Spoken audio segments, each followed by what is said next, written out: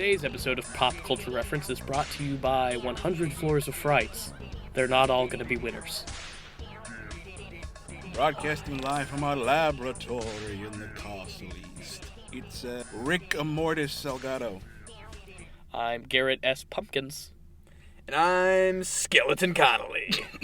Happy Halloween, gentlemen. I don't know if I said that to you today. And Merry Winter Wonderland. Oh, yeah. As well, First Seamus. large it's currently snowfall. snowing right now. The entire Milwaukee area is covered in a nice blanket of virgin snow. So Perfect nightmare weather. Nightmare Yeah, before right. Christmas. Oh, yeah. You know what? Maybe that's the perfect way to spend Today. a good Halloween chunk of time is, Winter Wonderland, spooky season. It's the perfect storm. that's what Ricardo and I were saying earlier today, yeah. No kidding. It's perfect Nightmare Before Christmas weather. Speaking of Halloween media, that's what we're doing today, ladies and gentlemen. A whole ton of Halloween specials. A lot of Halloween yeah. specials. Welcome to the Halloween special here on Pop Culture Yeah. Reference. Our Spooktacular Halloween special. I like the word spooktacular. I think that should be part of the title. I think that should be part of most titles involving Halloween. Spooktacular. Let's kick it off with a Frasier. Let's do That Frasier. was each one of, should we give context? Like each one of us has brought in 3 specials of our choosing. Roughly 3. Roughly three. Three-ish. Ricardo. Ricardo loves Halloween. I get it. So, one of my picks was Season 5, Episode 3 of Frasier, just titled Halloween. We're going to call spoilers for the series Frasier because this has a pivotal plot point and will probably only be funny to discuss if you're familiar with the characters on Frasier anyway. So, this is a spoiler warning for the episode of Frasier. There will be time codes in the description when you want to skip ahead to other segments that you might want to listen to. October 31st, Seattle, night. I don't know if it starts off at night, I don't quite remember, but I do know that this is quite possibly one of the best episodes of Frasier. It's one of the funniest that I can think of. It's fun seeing all the different characters and costumes. I think it's one of the most emblematic episodes in terms of what the series is as a whole. If you had to boil it down to essential Frasier elements, they're all there. There is zany misunderstanding, making fun of the intellectual. There is genuine heart at the center of the episode, and there is Niles pining after Daphne. Also, as kind of the spearhead to this, it's kind of based on Roz's promiscuity, which is a very big part of her character. Yes. Which is weird that they decided to take that route. Like, the actress didn't get pregnant, and we got to write around it. It's like just a thing that they wanted to do to Roz. Well, I think that's a better way to approach that from a writing standpoint anyway, because that way you're not forced into it. You're fighting that way to naturally make the character progress.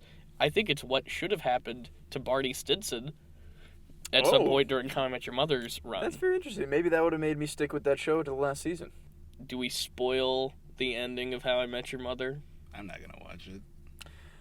Spoilers for whoever the idiot is who still wants to watch How I Met Your Mother this far out. Okay, so the entire final season of How I Met Your Mother is pretty much one weekend, except for the last episode, which is the last 40 years of the characters' lives. Jesus, really? And so why they didn't make what the finale was over the whole season, I don't understand. But the thing that happens to Barney at the end is that he does have a daughter, and that's like the love of his life. He's like, nothing else matters, and you are all I care about. And that's a great... I don't know if we ever mentioned that. Like, Roz gets pregnant. Oh, yeah, the whole part about this is that she's maybe pregnant, and she's trying to figure it out on Halloween, and it's not going great for her, and she's very stressed. It's a fun Frasier episode. I wouldn't bust this one out, like, around Halloween time. It's not really a Halloween centered. It just so happens to take place on Halloween. There's a lot of funny costume bits. Yeah, it's Niles a lot has a of very costume long bits. nose prosthetic, which I think is hilarious. Yes, Niles is Cyrano de Bergerac.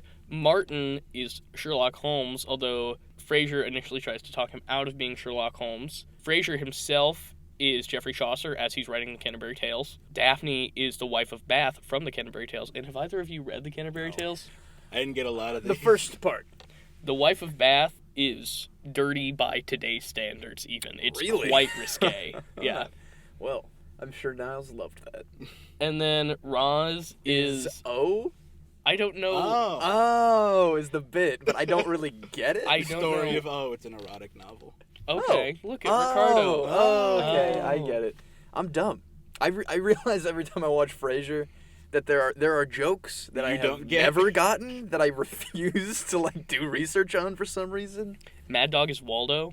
Mad Dog is Waldo. They're all literary characters. You mean Bulldog? Bulldog. Oh, what a blunder, you stupid idiot. Terrible character. Hate that guy, but he drives some funny stuff. He's really funny. He's gay in real life, I think, and it's kind of like a Barney Stinson thing where I was about to call him David Hyde Pierce, but it's a different... Patrick Harris. Neil Patrick Harris, there you go. Frasier finds out that Roz fears she may be pregnant, and they're all at Niles' Halloween fundraiser for the library. With one of my favorite costumes being Gil Chesterton's Last of the Mohicans. Is it one of your favorite costumes? It's one of my favorites and the ones that I cringe at the most, because he really is buying into it hard. Like, he's going in 1998 or whatever that year was for season 5. And he says, "Call me Fumbles with Crab Puff." Yeah, that's in poor taste, I think. It's in very poor taste. But Niles mishears that Roz is pregnant, believing that Daphne is pregnant with Frasier's baby, leading to exciting hijinks where nobody understands what's going on. Pure farce. It's a bunch of misunderstandings. It's classic Frasier. It is very classic Frasier. Yeah, the whole thing is that Niles is getting continuously drunk, and he keeps overhearing... Oh boy, alright, hold on. It's Frasier... Let's not try to explain. Fine, There's whatever. only so many ways you can say brilliant comedy. It's the Halloween episode, season 5 of Frasier. Check it out. Please do. It's so funny. It's so funny. A little bit less Martin than I'm accustomed to in my Frasier. That's the one complaint I have. Well, they doubled up on Martin on that other Halloween episode where Niles dresses up like Martin, which is very sad and serious. But we're not going on that Which is why Halloween. we didn't pick that one. Exactly. Let's move on to something really dumb and silly. Let's do David S. Pumpkins. Oh, baby. Now, when you say dumb, I think you mean genius is what you meant to say. Absolutely It's brilliant. so funny, and I can't really understand why. I think it's just Tom Hanks. I went on a big arc with this sketch. It grew on me. I didn't get it at first. Like, I knew this is funny. I don't get why this is such a cultural phenomenon.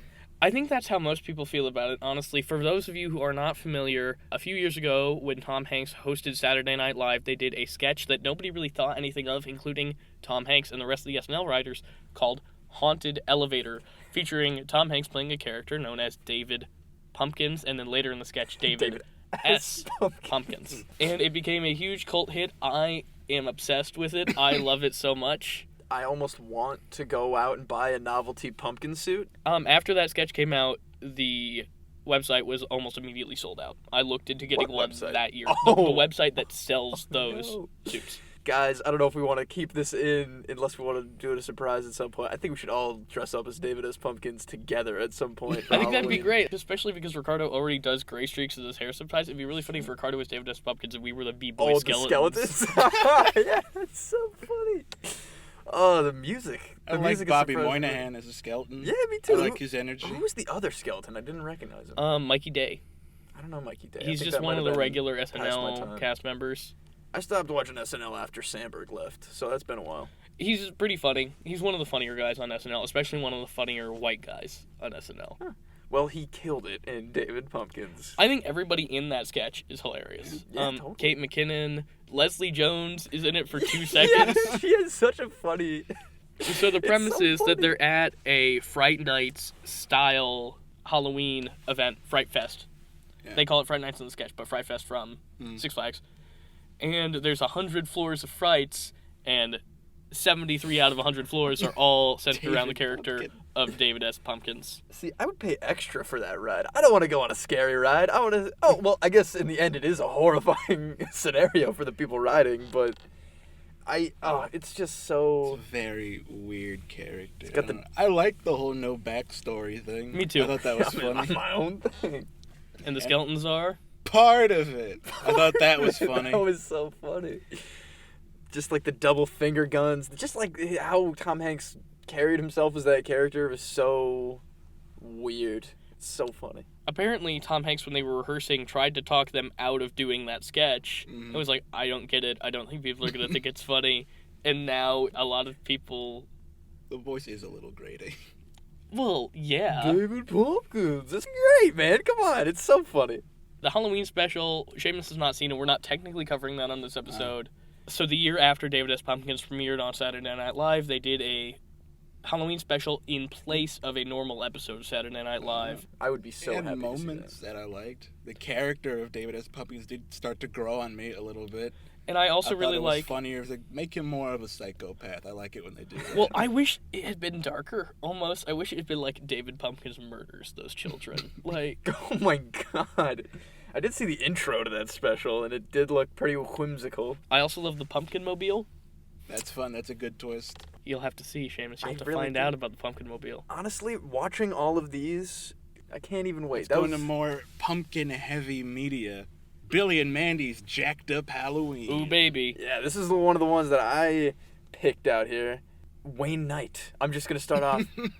God bless the man. How do you not love Wayne Knight? He's He's so great in good this in role. I like everything. that character a Yeah. lot. Jack O'Lantern. Jack O'Lantern. You Nope. didn't watch Billy and Mandy, so Which- what did you even think of this special? I enjoyed it more than I thought I was going to. Is really what my thought was. I thought it was funny. I thought the characters were annoying. Oh, well, yeah. That's understandable. Billy. Billy. I don't think I could watch that show. I really don't. But, you know, for a short little special, it was fine. Jamaican Grim Reaper is the only Grim Reaper I'll accept. It's the one I choose to believe is real. Between that one and the one from Bill and Ted's Bogus Journey, I feel like it's a pretty hard matchup for me. I mean, the whole show in and of itself, Billy and Mandy, seems very Halloween-ish. Spooky shenanigans. It's just silly, fun. It's a bit crude sometimes. Yeah, a bit crude. I'm Is sure it if I just went Billy back. that got on your nerves? Was it everybody? Pretty much everybody, honestly. Even Grim? Not so much. Grim. I think Love the him. way the characters interact is annoying. I think the characters by themselves are annoying. I thought the voices were mostly annoying. Of course, we love Wayne Knight. Wayne Knight. God bless the man.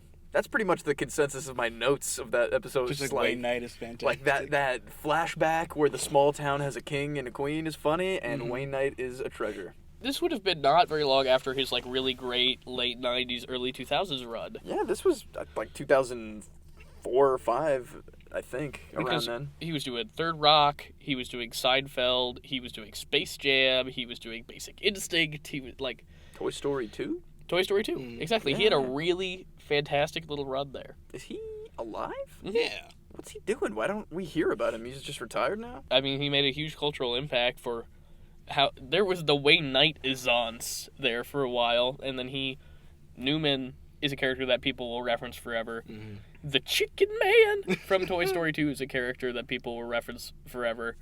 I think that his character on Third Rock from the Sun is one of the best characters on Third Rock from the Sun. Also, he's great in Space Jam, but in Jurassic Park, he's like the driving Oh, force. of course, Jurassic Park. He's How did great I in not Jurassic mention Park. Jurassic Park? Yeah, and that's a movie that people will talk about forever because Yeah. it changed movies. That one line that he has, the nobody cares thing, is a meme. Or at least it was for the longest time. Like, that was... Yeah, good on Wayne Knight. We love him. You want to keep bouncing around? Let's keep Yeah, let's going. get to Bailey another and one. Mandy, I'm done. Zack and Cody. This is another one of The mine. Ghost in Suite 613. Is this the only Halloween episode of Zack and Cody? I don't know. It's definitely the one... It's the most iconic, and that's what matters. Yeah, this one... You Do you have watched Zack context and for Cody, Zack and right? Cody? I watched Zack and Cody when I was a kid. That was at the end of, it was towards the end of my Disney Channel tenure. I really stopped around the time Wizards of Waverly Place got on the air. After the Wizards of Waverly Place movie came out, that's when I dropped it. But Zack and Cody, man, pretty Man. funny still, right? What I a trip it was going back to Zack and Cody. Yeah, to the Tipton Hotel. I wish I'd never gone back. No, I... No, you I'm didn't have a fun flip-flopping. time in this special. The laugh track, Oh, yeah. Oh, yeah, it's I have that so written down, bad. too. the Laugh track, the acting. the fashion is so early 2000s that it hurts. The way Maddie is dressed, the way Zack is dressed, the way London is dressed. Zack and Cody's mom's a terrible parent. She's. What are you talking about? She's doing her best. I have She's it a written down. terrible parent. How She's so? fine. Oh, well, no, I guess, because she's What are you like... talking about? She lets them hang out in this abandoned hotel room? She doesn't she's, punish like, them yeah, properly. encouraging them to scare each other. She's a bully. She bullies both of her sons. They have I don't know if I could rapport. go that far. She's They a cool have mom. She's a cool rapport. mom. She's got like frosted tips. She has Yeah, man. she has the mid 2000s Disney Channel parent problem of being both an idiot and kind of mean. Yeah, but she's Cool also mom. like She's a lounge singer. Yeah, she's she's a lounge divorced. singer. She's... She lives in a hotel in Boston? Yeah, in Is it in- Boston. It's a Why Boston doesn't anybody hotel. in that show have an accent? Because it'd be intolerable. Not even, man. That would be the greatest. Zack and Cody. Do you find Zack and Cody as iconic as like going back to like that is the classic transition? Well, that's the Tipton. Of course, I know the Tipton and I know the lobby, and I wish there were more Mosby in this episode that wasn't weird and racist. What with the Afro thing? Because was- there were two scenes in this episode that were weird and racist, and I was like, Oh, yeah. I wish I What was didn't the have to go through The seance with the Esteban stuff. Oh yeah, I wrote that down. Adios, amigo, or That's whatever what she I says. wrote in my note. Is this ghost racist? She doesn't bag on London, I guess. But Here's the thing, I How don't when know. Zack did and you put it together that London Tipton is just Paris Hilton? When I was a kid. I put it together yesterday when he told me about it, and I am stupid. Here's the thing about Zack and Cody. It's weirdly progressive in that I think that was a conscious choice to make Mr. Mosby being an authority figure in the hotel management to have an African American He man. raised those boys, Garrett. He's the only father figure in their life. Oh my god, I'm just realizing that's kind of true. But it's also weirdly racist because they really lean into jive Mr. Mosby. It was for the flashback, though. It was just was like, the this was 70s. 70s. Look how 70s But back... it's also the words that they have him say about his sweet fro and dig a slice. I don't know. I think I'm it's not... more just to highlight the contrast of that character, like who he is now. Yeah, Very like he's uptight, bald and uptight instead of persnickety. froed and funky. It's you just know not what I mean? something I was entirely comfortable with. is I all I'm was saying. more uncomfortable with the seance stuff, if I'm being Yeah, honest. me I too, laughed me at the too. Phil Lewis flashback. I was kind of tugging at my collar during the seance. I love Phil Lewis. I think he's Yeah. a great actor. I think Phil Lewis brought a lot to that role that role wouldn't have been given with regular Disney Channel writers about the depth of that character. No, I just have it written in my notes. I want The Shining remade, but with Zack and Cody. Well, I thought, are they going to do a bunch of Shining references in this episode? Because they're in a You'd think hotel. They would, Oh, right? yeah. And they didn't. Arwen was actually pretty funny. I was Arwen is the surprised. best character in that whole show, I think. But Arwen and Mosby, Yeah. powerhouses. Why don't they just make that show?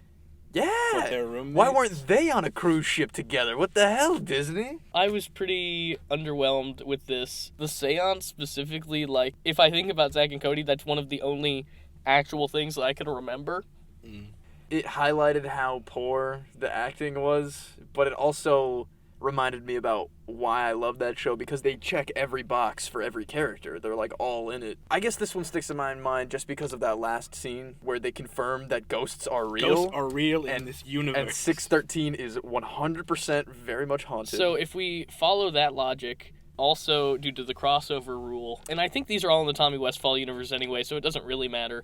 Ghosts are also real in Hannah Montana. That's So Raven. Which psychics are real. I was going to say, that's not too crazy. Wizards of Waverly Place, I think. But that's literally magic. Yeah, right? so Disney Channel universe is super magic. It's very supernatural, but I guess that's not super surprising. After Disney Plus launches, we'll probably do some Disney Vault, Disney Oh, yeah. Channel show stuff. Disney Channel original movies. What up? I think we've emptied the well that is Zack and Cody. I think so too. Let's move on. It might be a bad show. We're moving on. Let's go to community college. Oh, Let's go to boy. Greendale. Can we stay there forever, please? Such a good era of Community. We can stay there up until season 5. Wasn't this season 5? No, this was season 2. 2. Wow, this Mhm. happened so much earlier than I remembered initially, because it seems like... Because all the good stuff happens right all together in Yeah. Community. Oh, I guess Community spoilers, if we're calling that. Yes, Like, call this is- Community spoilers again. There will be time codes in the description if you want to skip around and just listen to the stuff that you care about. What a good episode. this Yeah, is. we're talking about epidemiology. Give us the premise, Seamus. We got a great costume Halloween party in the Greendale Library, one of our favorite set pieces of Community. We got some very funny costumes with Shirley in the ambiguous pink dress, not sure what she is. We got the Troy and Abed alien tandem I suit. really So like. I good. have that in my notes. Those would kill at an actual Halloween party. Yeah, they really would. I want a big yellow cardboard mech suit. like that. Why It's is so George Takei here again? It's funny. I'm not like complaining, but why is he in this cool. episode? Yeah, he's not a scary movie actor, is he? He was a Star Trek guy. Yeah, they just like George Takei, I guess. They just had him in there? Sure.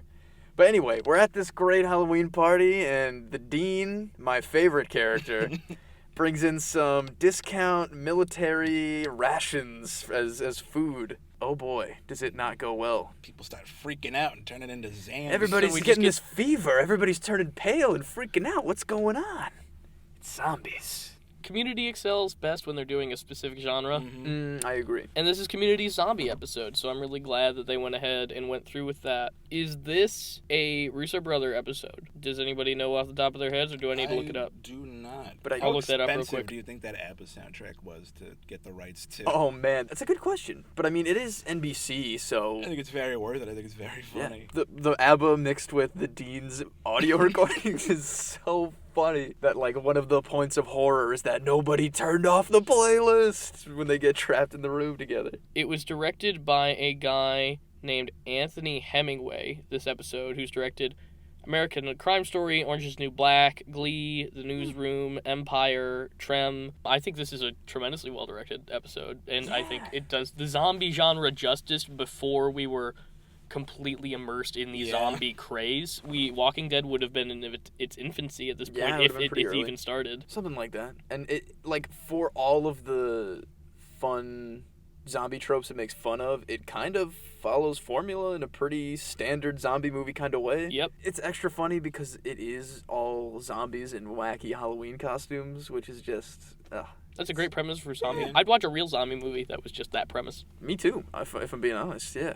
This is mainly a Troy-centered episode, right? Yeah. He has like an arc.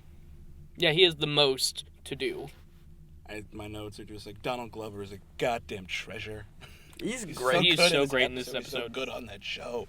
Man, that show goes so sour when he leaves. But we're not talking about the real horror of Community, the later seasons. We're talking about how this is the episode, and I always forget this, where Chang and Shirley shack up in the bathroom. Yep. And Which I don't think was needed in this I don't episode. know, I it think adds that's- stuff. But sure, it sets up later stuff, whatever. I don't know. I think that whole plot line is one of the most derivative and Yeah. tired in all of Community, and I wish it weren't in the show. And- It's weird that the Frasier episode and It's the Community both. episode are both about Interesting, pregnancies. Yeah. Not enough pumpkins in this episode, if I'm being honest. I'm just a real pumpkin head during this season. We should move on, probably. We should move on. Go watch this episode again. It's hilarious. A lot of fun Where stuff. are we jumping around to? Starburns, Let's do, love 'em. yeah, we could do Toy Story Terror, sure. I'd love to. This was the first or second short that came This out. was the first special that they did on ABC following Toy Story 3, Toy Story of Terror, and then the following Christmas they also did a Christmas special, Toy Story That Time Forgot. There are other Toy Story shorts that ran before movies that are much shorter, like 5-6 minutes, but this is a half-hour Halloween special following the toys who are on a road trip with Bonnie watching scary movies in the trunk when they have to stop at a motel run by a toy-stealing Stephen Tobolowsky for the night. And Stephen Tobolowsky is... Ned Ryerson from Groundhog Day. Ned Ryerson. Yeah, okay. Good. I remember him now. It's kind of set up, like it's going to be a little scarier than it is. The toys are picked off one by one by Stephen Tobolowsky's pet iguana, Mr. Jones. Mr. Jones. It's actually pretty frightening. It does a pretty good send-up of horror movie tropes with Mr. This Prickle is a nice Pants. little special. I do like this one a lot. Yeah, it's awesome. It's very fun. Right off the bat, I noticed this is impressive animation for like a TV special. The Pixar guys really go all out when they do specials, I think. They're really fantastic. I also have a special place in my heart for Toy Story That Time Forgot. I think that's one of the best Toy Story things that's ever been made. We'll talk about that in a later episode. We'll talk about that during the Toy Christmas episode. Story month. I would do Toy Story Toy month. Story month. You're not going to like the end of the month, but Prickle Pants is my favorite new introduced He's character. pretty My great. favorite Bonnie toy. played by Timothy Dalton. God bless him. I don't know. I like Trixie. I like Trixie a lot. Trixie's fun. I just like Kristen Schaal. Yeah, me too. Yeah, Maybe I- that's it. Dolly is funny, I think, played by Bonnie Hunt. And we get the introduction of my favorite new character in the Toy Story verse. Combat Carl. Come back, Carl. He is Played a by the wonderful, wonderful character. impeccable Carl Weathers? Yes, a Carl character Weathers. that is so charismatic and fantastic that they included him in Toy Story 4. He made the A couple jump. times. Yep. Like 4 different versions of Combat Carl are in that Toy Story 4. Combat Carl never gives up. Combat Carl finds a way. Absolutely. And he is like, the toy's modeled after Carl Weathers in Predator, which Yes. I think is just great. I love Predator. I love that character in Predator. I love Combat Carl. I'm so excited to talk more Carl Weathers when we start up our Mando Bros series he's when The Mandalorian starts He's dropping. in The Mandalorian. Oh, I can't wait. This is a very Jesse-centered special. Yeah, it was very, it had some... She's got, like, legit trauma. Yeah, man. Can toys have PTSD? Well, they're conscious beings, Ricardo. I mean, Toy Story 2 is all about Jesse's trauma, and I think bringing it a little bit more into context and how it impacts her long term is really powerful. I would like to one day, if they continue to do these kinds of specials, I don't know if they are, but That's They part of shouldn't. That's part of my notes. Just make the TV show you clearly want to make. We'd watch it. I just make it a slasher special, a little slasher style, The Revenge of Stinky Pete. Get Kelsey Grammer, bring it back to Frasier, get him back. I'd watch that. It'd be I'd love lovely. to see the return of Stinky Pete. I really wish that 4 had not messed up. Again, I'm a Toy Story nut. This is why I picked this special. I have it on Blu-ray. I have Toy Story That Time Forgot on Blu-ray. I wish that they just kept making these until the sun went out and never made a 4, because these are nice episodic entries into the life of the toys where it doesn't feel like it's doing a disservice to all of the character development that came before and to the perfect ending that 3 provides. Mm-hmm. The ending of 3 is so goddamn good. It's so sad and satisfying, and it just makes complete sense. Until we do Toy Story Month, I think that's all we have to say about Toy Story. I know you could go on for a long time.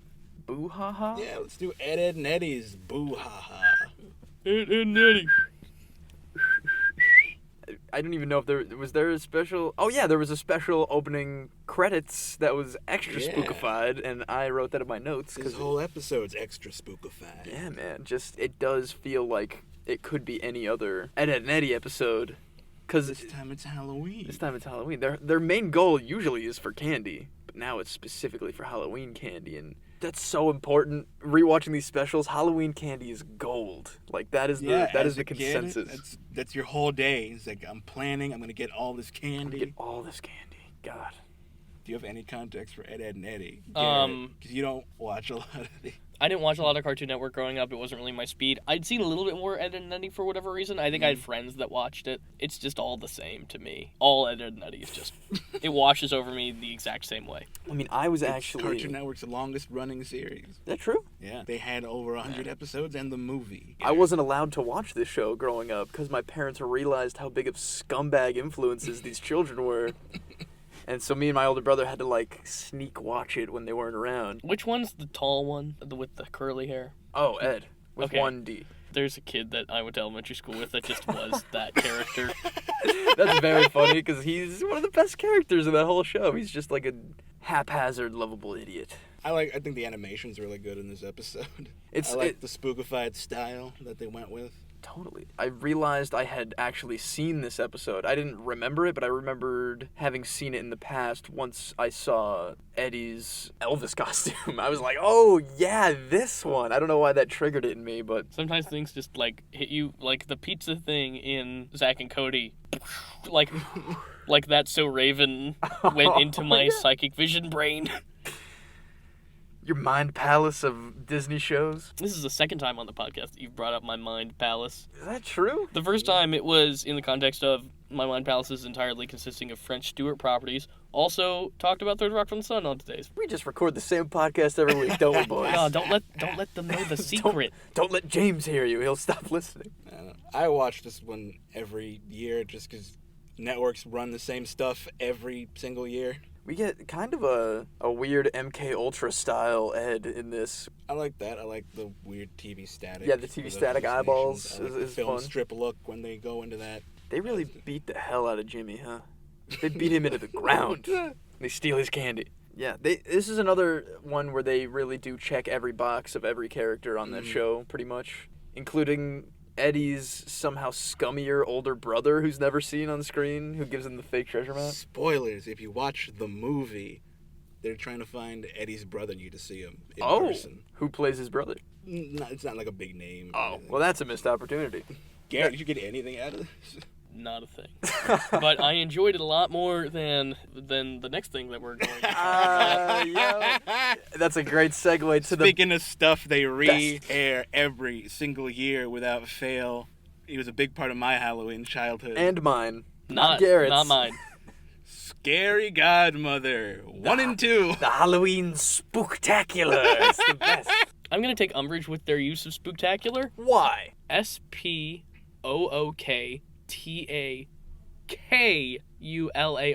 Why is that extra K in there? I don't Why know. isn't it just a C? For skeleton.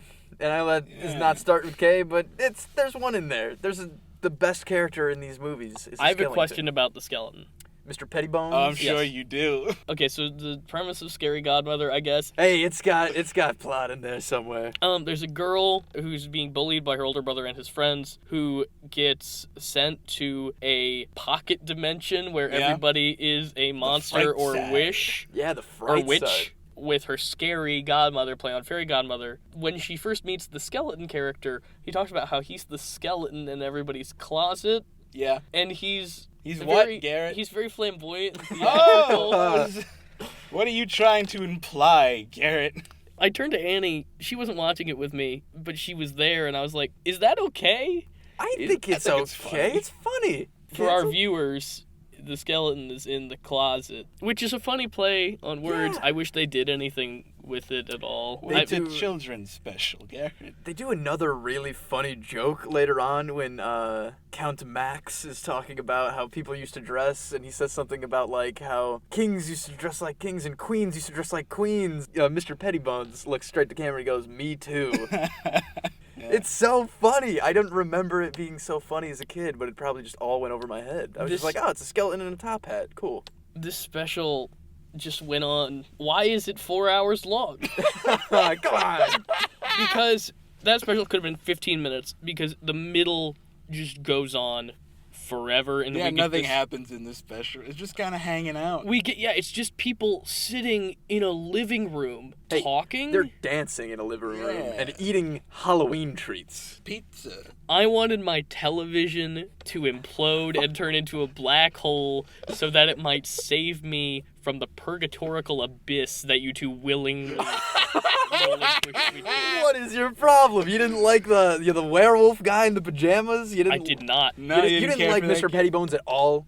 He was the funniest character. Yeah. I will say Mr. Pettybone's introduction is before the movie had entirely lost me. Fair. You don't like Bugaboo? I love Bugaboo. Yeah, He's Bugaboo's the great. big one, right? Yeah. Why wasn't the whole special just about his relationship with the little girl? Because that was would've the been only fun. part of that was connected cute. with me even a little bit. It's weird that they bond over pizza toppings. That's a stupid way to do that, but It's just something they have in common. I remember as it's a about kid. tolerance, Garrett. It's called a metaphor. Yeah, you dumb idiot. Go to film school, why don't you? I want a Bugaboo plushie. That's how much I like the design of Bugaboo. I'd like a Bugaboo plushie. He's got just all the eyes and the horns. It's so much fun. He's the perfect Halloween monster. he reminds me of the pufferfish from Finding Nemo. I mean, I feel like this is a genuine Spooktacular because it does hit everything that is Halloween candy. There's the stress about trick-or-treating on the non-Halloween side of stuff. It's like monsters, skeletons, werewolves, witches, ghost cat. You like the ghost cat, Garrett? Where does the ghost cat go for most of the special? She's a ghost. She turns into nothing. It's a ghost. Is a lot of your umbrage with the lean on the animation? Because I will say that the animation's not great. Oh, wow. The animation is awful. That was a lot of my hesitation with this special. I've heard about Scary Godmother since I was in high school. I thought with its cult classic status, it would at least have something resembling a story. Well, the sequel Scary Godmother 2, in fact, I will say, is better. It's better. it is better. I rewatched it last night. It actually has a point. It goes somewhere. There's a meaning to the spirit of Halloween in this one. It's great. I could not bring myself to sit through another Scary Godmother. I scrubbed through it, but it did seem a little more tolerable, but not enough for me to sit through it. The animation is definitely way better. Yes. Yeah. It is like 100 steps up from the original, because the original looks like those like Shrek videos you see on YouTube where he's like dancing around and like talking about stuff. It looks like a Game Boy Advance cutscene. I think it looks a little better than that. A DS cutscene of an original DS, like old Angular DS. What about Game Boy Advance SP? Well, I'm talking about the SP. I had an SP for a long time, Garrett. I know what those cutscenes look like. The second one is better, but I feel like it has less jokes. I guess the reason why the first one seemed like so much talking to you is because it is just like a lot of it is just hanging out Halloween jokes at a Halloween party. We're gonna make you watch it again next year for this exact same thing. Well, You're gonna have to watch the second one. Yeah, Jimmy's trying to ruin Halloween so the monsters don't come back. Surprise, surprise. He's mentally disturbed now because he's been scarred by his monsters Halloween are real, and I experience. have to prepare. And Like Sid after the first Toy Story. Yeah, a lot like presumably. Sid. But he cuts the legs off his bed so nothing can hide under it. He empties his closet and only wears one pair of clothes so nobody can hide in there. Wait, that's super metal, and don't make me want to watch this movie. Come on, it's so he much better. commits so many crimes. He breaks into a store and Yeah, he ruins all the candy and costumes so his friends can't celebrate Halloween. Spray paints all over the costumes. He stomps every pumpkin in a pumpkin patch. I can't get over the cutting the legs off the bed thing. That's brilliant.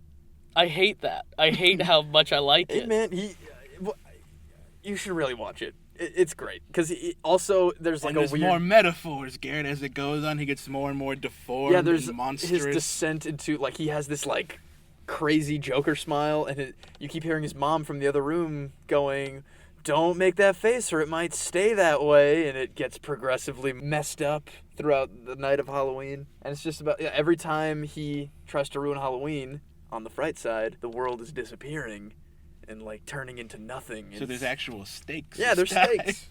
We're desperately pitching you to watch Scary Godmother 2. Yeah, just read the Scary Godmother comics. I saw that in the opening credits, now that you mention it. Check those out. You mentioned that the author looks exactly like Scary Godmother in the movies? Yeah, and just the character in general. If you look at that Scary Godmother side by side with the author, it's the same person. 10 out of 10, Scary Godmother double feature. It's on YouTube for free for some reason, so go watch them. Garrett, I want you to recommend it to everybody. Jimmy's Revenge, Garrett. Jimmy's Revenge. I will not speak to the quality of Scary Godmother 2, but I will say if you value your sanity, please do not watch Scary Godmother 1. But if you were like me and Ricardo and you saw it 100,000 times growing up, do yourself a favor and go back down that history road. It doesn't quite hold up, but it's a fine little special. Fun. I'm going to buy him on Blu-ray just so you have to keep him on your shelf. But you know what? I actually did look up on Blu-ray to see if it was available for purchase, and it is, and I'm very tempted by it. Our next special that Ricardo picked, that I was absolutely in love with. The one thing I picked that Garrett liked. I was in love with it. I don't know how I haven't heard of it before. Honestly, we are talking about Over the Garden Wall.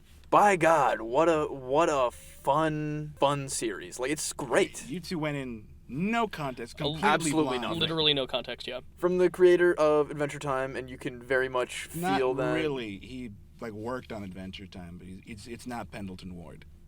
Well, to me, I felt those Adventure Time vibes of halfway weird and unsettling, and halfway adorable and very, very funny. We don't get a lot of context for the world off the bat. It's just there are these two boys, brothers, half brothers. There you go. Walking through the woods trying to get back to their home, but they're lost, and zany misadventures that they have along the way that are them trying to get home as they get into different scenarios. And I like this. It has very Halloween vibes to it, but it feels like just autumn, the season of fall. There's turkeys. It's all kind of red, brown leaves on the trees, if any leaves on the trees. They do end up going to a pumpkin person village, which I loved. It's a really good marriage of Halloween things and just fall in general. The way it recontextualized its use of Halloween imagery was brilliant and fresh in a way that I haven't felt about something like that in ages. The animation is gorgeous. I think it's a somber meditation on mortality while also being hilarious. Yeah, also being very funny and charming. I got big Gravity Falls vibes. Oh, absolutely. I got the exact same thing. Gravity Falls was on the mind when I was watching this. But thank you for exposing me to this wonderful thing, Ricardo. That's on you, man. You did this. Do you forgive me for Scary Godmother? I do. Just make up for it. If watching Scary Godmother meant that I got to experience this, I am so pleased. I thought it was just So charming. It was exactly up my alley. You know how much I love Halloween. I know you share that. It was just really charming and brilliant, and all of the characters I felt like were really compelling, but also felt Fable-esque and kind of simple. Yeah. Like Beatrice, I like Beatrice. She might be my favorite one. Beatrice is great. I think the Woodsman is great. Greg made me laugh a whole lot. Potatoes and molasses. What a good song. Annie again was in the room while I was watching this one and wasn't paying attention to it, but just anytime the music was on, was just attentive. Yeah, the music in this is just great. It's very... So good. I don't know how to describe it. It's calming. It's quiet, kind of. It's folk music. Yeah. It's folk music that's kind of made into a show tune. Yeah. And it's all just like, all the setups are, fun and natural in the world of just like, this is why this diegetic song has to be sung right now, and it's all so much fun. I think it's weird that the music doesn't come in until episode 3, and then it's just a musical from then on out, but that's fine with me. Yeah, they gotta set you up had a favorite stuff. little instance, something they come across? I was much more disturbed by a lot of it than I expected to. It can get disturbing. The whole Anti-Whispers Anti-Whispers is episode, one of my favorite ones. but it genuinely creeped me out. It surprised me. If a Halloween special can do that, that's what I want. Seamus, you didn't finish it. I made it about 3/4 of the way through before this morning, and I really like the bit of just like they can't settle on a name for the frog. I think that's very funny. The leader of the pumpkin village creeped me out more than I thought he would. Oh, Just boy. like giant, Yeah. like wispy arms. The voice on that guy was just... That's big Studio Ghibli vibes, I think. Oh yeah, totally. He got me. I like that you think he is just a stationary thing because they're just spinning around him for no reason and it starts moving. Oh, it's so good. And they do kind of a bait and switch with that episode where they're like, they're not killer pumpkins, they're just skeletons in pumpkin suits. Just having a fun time. Most of the episodes have a Halloween. little bit of a bait and switch, which I like. It kept me on my toes, and it surprised me in ways that I was not expecting. Like, I was trying to anticipate the twists and wasn't able to. Did you catch the big one? The one at the end? Yeah. No. We can't say anything because you're in the room. Well, our listeners should go watch this. If they watch literally anything that we talked about this episode, they should watch this. It's on Hulu, all of it.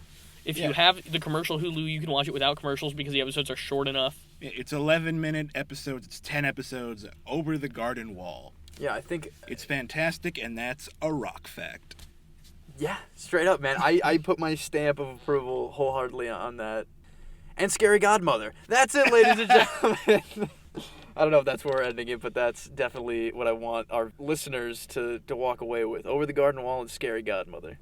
Over the Garden Wall was by far my favorite new thing that I was experiencing from this episode. I think it might be my favorite thing in general that we discussed this episode. David Pumpkins and Toy Story have a special place in my heart, but man, I was just so blown away. I didn't know this thing existed a week ago. And now I think I will revisit it a lot during I Halloween haven't watched season. it since it originally aired, and just having an excuse to go back to it just was lovely. I honestly want to look into that Blu-ray you were talking about, because whatever bonus features with more information and content about it, I'm clamoring. I'm clamoring for it. I think I'm going to rewatch it literally this week. Yeah. Genuinely, I was just so taken with it, and there's so much stuff that I want to go back and recontextualize after the ending. There is a book of art on Amazon. Yeah, there is. Oh. Which- you really went into it. You did some research.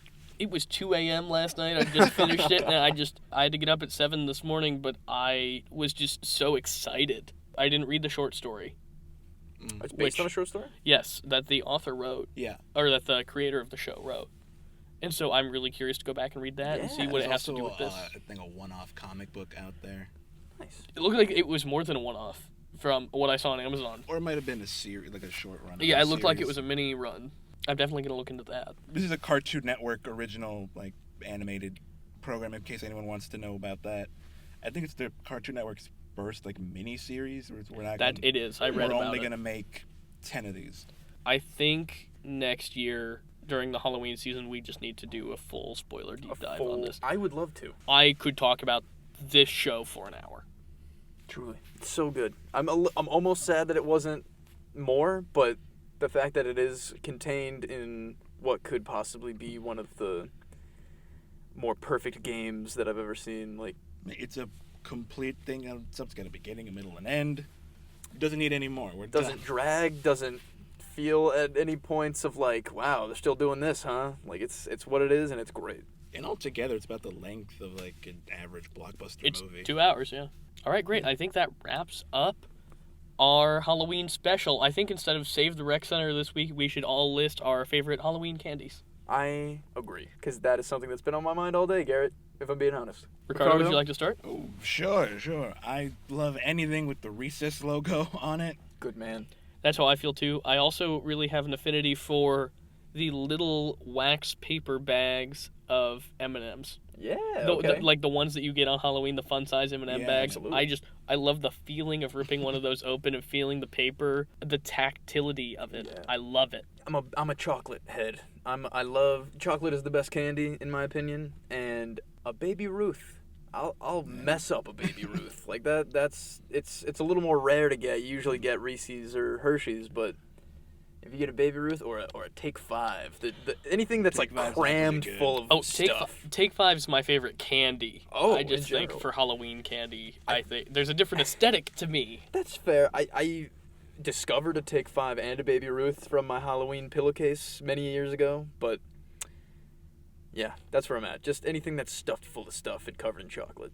Also, if you like a nice fall snack, my mom, and now Target advertises this and stuff, but my mom's been doing it for as long as I can remember. If you take cocktail peanuts, candy corn, sprinkle in a couple of those big candy pumpkins, and M&Ms, and mix them all up, it's a great little fall mix. Good little mix. Also, one last thing, there are Halloween treat recipes in both Scary Godmothers if you really need directions, but that's all. I'm done with Scary Godmother now. All right, if you want to talk to us about any of our Halloween picks, you can reach us at popculturereferencepod@gmail.com or on Twitter at PCR_podcast. Thank you so much for listening to our special Halloween episode. Happy Halloween, everybody. Thanks so much for listening. We will see you on Sunday with our review of Terminator Dark Fate.